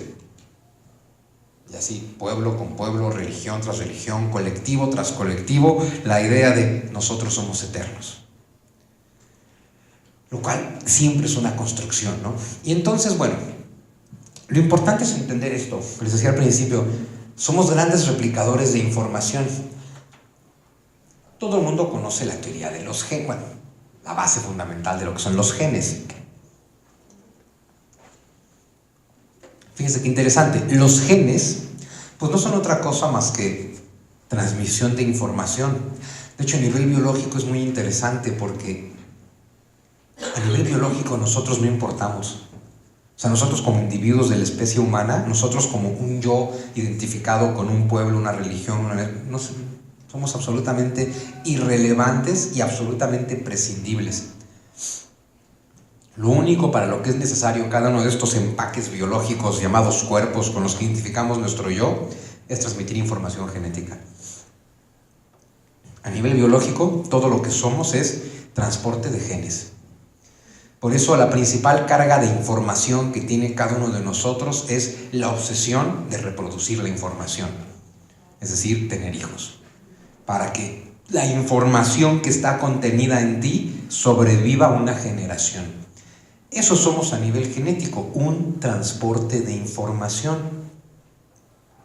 Y en general replicamos esa información. La única razón por la que hay cambios es porque la replicamos en complicidad con otra persona del otro sexo. Y al final acaba siendo su información y mi información replicada, produce una información un poco diferente. Pero al final lo que hacemos es ir pasando genes de una generación a otra, con la idea a nivel biológico de que, y eso es muy importante, entre más te mezclas, más tienen tus genes para tomar nuevo material, con este lema, con esta idea biológica de la supervivencia de lo más apto. Los genes más fuertes se van imponiendo sobre los genes más débiles. Por eso, por ejemplo, aunque no existan las razas, la raza blanca está en extinción, porque ser blanco es un gran defecto genético. No estás preparado para nada, no te puede dar el sol, tienes el cuerpo de una nenita llorona, tienes piel de princesa, frágil, te da cáncer a la primera. Oye, pero se ve muy bonito. Eso es una construcción. Es como los ojos claros. Estás en un defecto genético enorme. O sea, ni siquiera tienes pigmento en tus ojos que te protejan de los rayos ultravioleta. Tienes unos pinches ojos azules defectuosos. Oye, pero se ven bien porque los primeros que tomaron el poder en Europa tenían ojos azules y le transmitieron esa idea a todos. Básicamente. O sea, alguna ventaja habría, por supuesto, si no hubiera surgido. Alguna ventaja tendría en los pueblos muy del norte, pero cuando esos pueblos del norte, en este caso los invasores germánicos, se precipitan sobre la cuenca del Mediterráneo, es decir, el Imperio Romano, eso que allá era una ventaja, en la cuenca del Mediterráneo no es una ventaja. Pero claro, entonces los invasores germánicos, mucho más blancos que los pueblos griegos y latinos, toman el poder. Entonces claro, a partir de ahora lo blanco es más chingón que cualquier otra cosa en la escala de colores. Y son tan blancos estos primeros invasores germánicos, que son los que se inventan la idea de la nobleza. Obviamente, ¿quién hizo noble al primer noble? Pues él mismo, ¿no? Le agandalló la tierra a los demás y Dios me la regaló, soy noble. Y son tan blancos que se les ve la sangre, se les ven las arterias azules, azules, azules, de lo blancos que son. Y de ahí el mito de, es que tengo sangre azul. Y entonces mi sangre azul, que es evidente que es azul, es por alguna razón extraña y desconocida mejor que tu sangre que no es azul. Igual, quienes invaden el Indostán, invasores arios, emparentados con los germánicos que invaden Roma, los arios que invaden el Indostán 1000 años antes de eso, pues son los que crean la escala de castas de lo que hoy llamamos hinduismo, donde ellos, los blancos, se nombran a sí mismos los brahmanes, y a partir de ahí toda la escala de castas de la India es el pantone del blanco al café oscuro. Y eso es porque los invasores eran blancos. Es igual si tú te vas al tema de Ruanda y Burundi con Hutus y Tutsis, son negros y negros, son igualitos. pero unos tienen la nariz más delgada y otros tienen la nariz más ancha. Los que tienen la nariz más delgada se hacen llamar Tutsis y se sienten distintos de los Hutus y asumen que tener la nariz ancha es intrínsecamente malo y símbolo de inferioridad. ¿Por qué? Porque ellos tomaron el poder y tienen la nariz más angosta. Se acabó la historia. O sea, el racismo tiene esos orígenes tan estúpidos. Los que finalmente conquistan, toman el poder, pues imponen que sus condiciones son las mejores en todos los sentidos, ¿no? Entonces, bueno, a nivel genético, todo el mundo conoce la idea básica. Y entonces a nivel biológico somos replicadores de información genética. En la década de los 70 surgió a nivel sociológico la teoría del meme. Hoy en día definitivamente hay que exponerla porque hoy en día yo digo meme y ustedes piensan en una imagen prediseñada en Facebook, que se llama meme por algo. Pero bueno, ¿verdad? La teoría del meme justo es tratando de hacer un símil de la teoría de los genes, como planteando a nivel biológico hay genes y a nivel sociológico hay memes, pero funcionan igual. Es decir, así como a nivel biológico un padre transmite sus genes, es decir, su información biológica, genética a otra generación, es bueno, a nivel sociológico la humanidad es exactamente lo mismo. Cada generación transmite sus ideas, su cultura, su cosmovisión, su religión, su filosofía, sus traumas, sus condicionamientos a la siguiente generación. Entonces, en ese sentido, somos viles y vulgares replicadores de información. Eso también es bien importante entenderlo. En este nivel no podemos evitarlo. Queremos evitarlo, la única forma de evitarlo sería renunciar a la reproducción. Es obvio, somos transmisores de información biológica. Lo interesante de la teoría del meme es, claro, ¿por qué le llaman memes hoy a esas imágenes prediseñadas? Porque el objetivo de un meme es ese, darte, ahora sí que es el mínimo de información cultural transmitible. Finalmente, ¿cuál es el objetivo de los memes? Pues son replicación memética de traumas complejos de los que éramos antes. Eso es lo que es verdaderamente grave, ¿no? Es decir, para cuando termina la revolución, para 1934, con Lázaro Cárdenas, éramos 20 millones de habitantes. Esos 20 millones de habitantes son la replicación de información, traumas, mitos complejos de las generaciones anteriores cuando éramos 10 millones. 20 millones en 1940, 100 millones en el año 2000.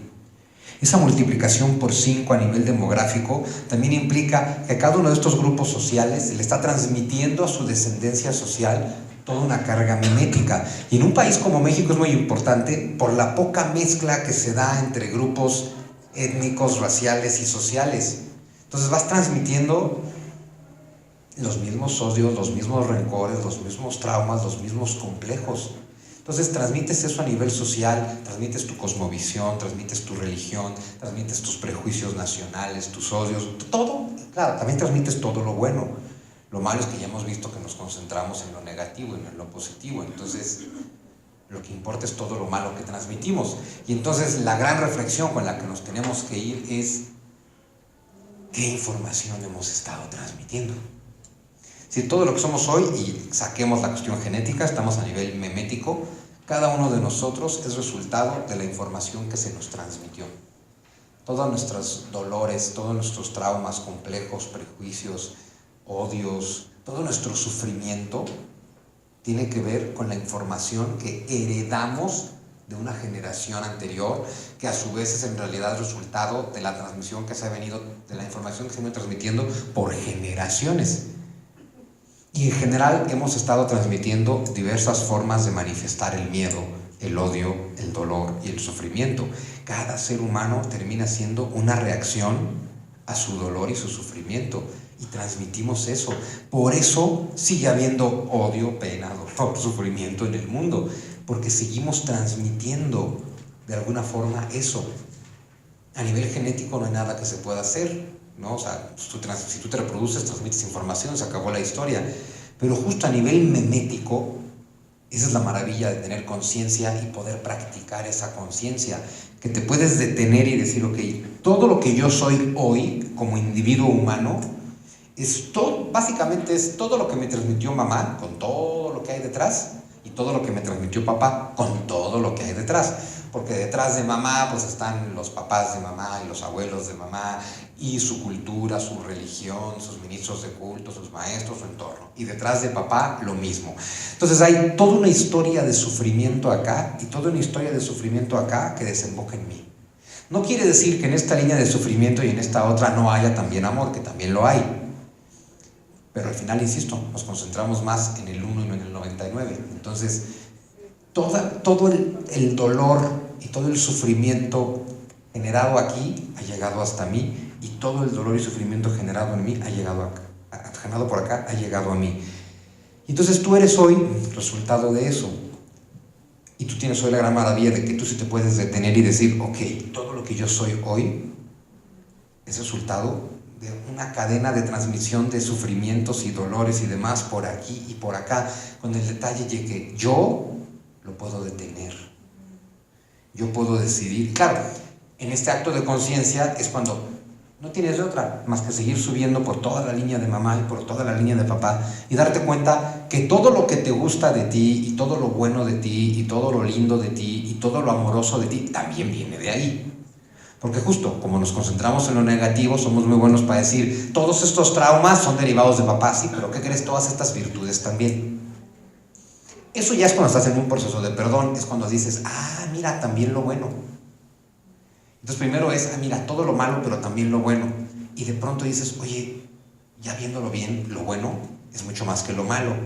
Y si sigues en el proceso de perdón, llegas al tema de, en realidad lo malo no fue tan malo. Y de ahí llegas al tema de, me encanta lo bueno, y lo malo desaparece. Pero eso es un proceso de perdón que implica mucha conciencia, que es justo donde dices, yo voy a ser el último eslabón de una cadena de transmisión de dolor, porque puedo ser el primer eslabón de una cadena de transmisión de amor. Esa es la maravilla al nivel memético que el genético no tiene. Algunos biólogos muy místicos dicen que también. O sea, que en realidad sí que se puede, que eso se acaba metiendo en lo genético, pero sería meternos en una discusión de la que además ni siquiera les puedo participar nada porque no sé. Pero lo bonito es que a nivel transmisión de información emocional podemos ser el último eslabón de una cadena de odio y podemos ser el primer eslabón de una cadena amorosa. Implica de verdad un gran esfuerzo, un gran acto de conciencia, un gran detenerte, revisar todo el pasado, cuestionar todo el pasado, enfrentarte a todo el pasado. Implica este proceso de juzgar a mamá y papá para después poder dejar de juzgarlos, aceptarlos, no juzgarlos nunca y retirar toda emoción negativa depositada en ellos, sin lo cual no puedes ser el último eslabón en una cadena de transmisión de odio. Y la verdad es que si fuéramos así de conscientes, no deberíamos reproducirnos hasta después de este proceso. Si vienes a este curso y no eres papá y no has sido mamá, dices, bueno, mejor lo pienso 2 veces antes de empezar a reproducir si estoy... Exacto, y que ni siquiera es no te reproduzcas, es primero sánate. O sea, digo, al final, si quieres tener hijos, hermoso, disfrútalos, pero primero sánate. El problema es que, como ahí está la biología obligándote a reproducirte de manera inconsciente, pues te reproduces cuando no tienes la capacidad de... Bueno, sí que la tienes, cuando no deberías hacerlo a nivel emocional, ni siquiera puedes contigo, no te has perdonado a ti, no has perdonado al mundo, no has perdonado tu pasado, pero tienes 2 hijos a los cuales les replicas toda tu rabia, todo tu odio, tratas de transmitirles todo tu amor, pero no puedes porque estás lleno de odio. Como les digo siempre, el mundo lo interpretamos desde 2 sistemas de pensamiento radicales y excluyentes, amor y miedo. Entonces tú puedes con toda la buena intención querer transmitirles todo tu amor y no vas a poder evitar transmitirles todo tu odio. Si haces un alto y un proceso de perdón y sanación, entonces no solamente puedes reproducirte, deberías, porque justo que se reproduzca el que ha sanado, entonces puede transmitir información absolutamente sanada. Y no quiere decir, claro, el mundo sigue siendo hostil para cada nuevo habitante. No quiere decir que tus hijos tengan nada garantizado, porque al final se van a enfrentar al mundo. Pero si tú has hecho un alto, un proceso de conciencia y de sanación, volvemos al principio, serás la maravillosa y perfecta contención emocional que tus hijos necesitan. Con contención emocional el mundo cambia. Y lo malo es que, justo, ¿qué nos hemos estado transmitiendo? De entrada, una gran pendejada que no entiendo por qué nos la transmitimos.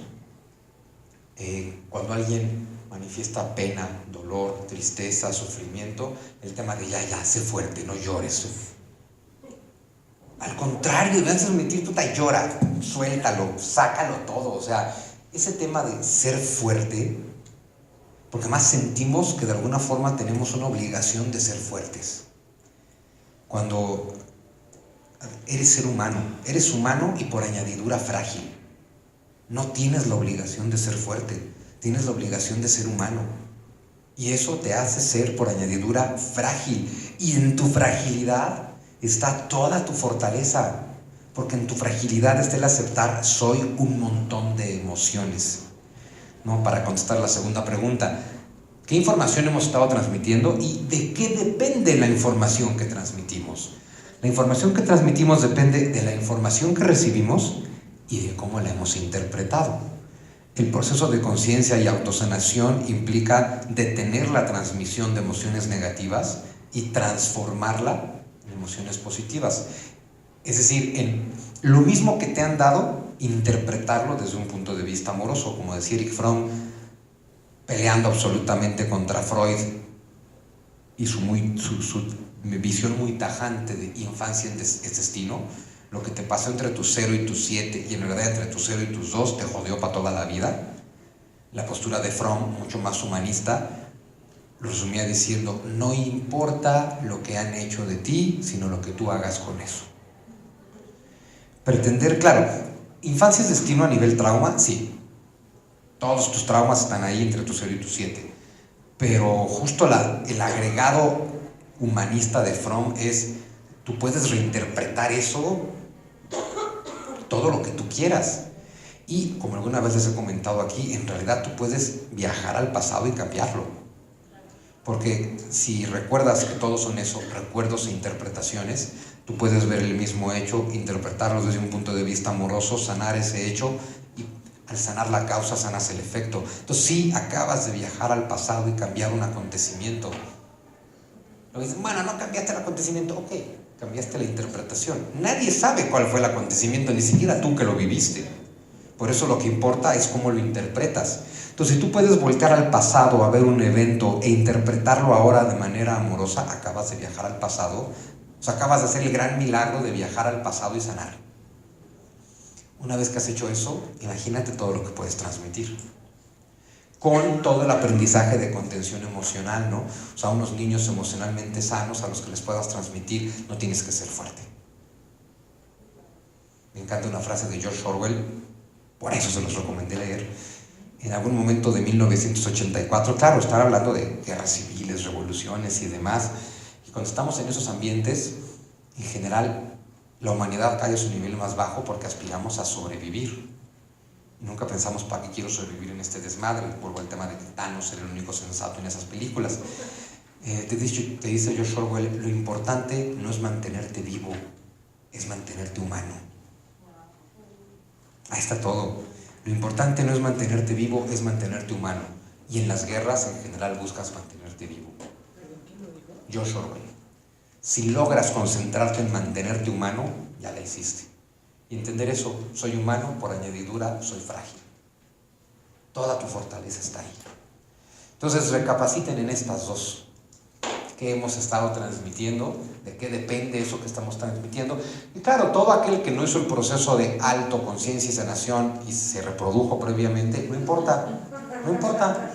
Porque no importa qué edad tengan tus hijos. Digo, yo comencé mi propio proceso de sanación sin que papá y mamá se involucraran. Fui yo solito a mis 30 y tantos, ¿no? Entonces, si lo puedo hacer uno solito, o sea, si además tienes hijos, no importa. O sea, si ya tienen 2, 7, 15, 20, la edad que tengan, tu sanación les viene bien. a la edad que tengan, tu sanación les viene bien y colaborará en su sanación. Entre más pronto sanes tú, más vas a colaborar en la sanación, no solo de tus hijos. Al final, cuando tú sanas las generaciones que vienen debajo de ti y sanas hacia atrás, porque sí que viajas al pasado y sanas tu entorno. Porque al final tu sanación se manifiesta y este nuevo estado emocional es lo que transmites también a tu entorno. Tu sanación colabora en la sanación de tu entorno. Entonces sanas tu entorno presente y sanas las futuras generaciones. Y allí es donde nos damos cuenta la gran labor por la humanidad que se puede hacer a nivel individual. El tema es, no trates de controlar a los demás, contrólate tú, que ya con eso hay una gran chamba. Y el nivel de aportación a la humanidad derivado de eso es enorme. Pues reflexionemos en eso y nos vemos la semana que entra. Gracias.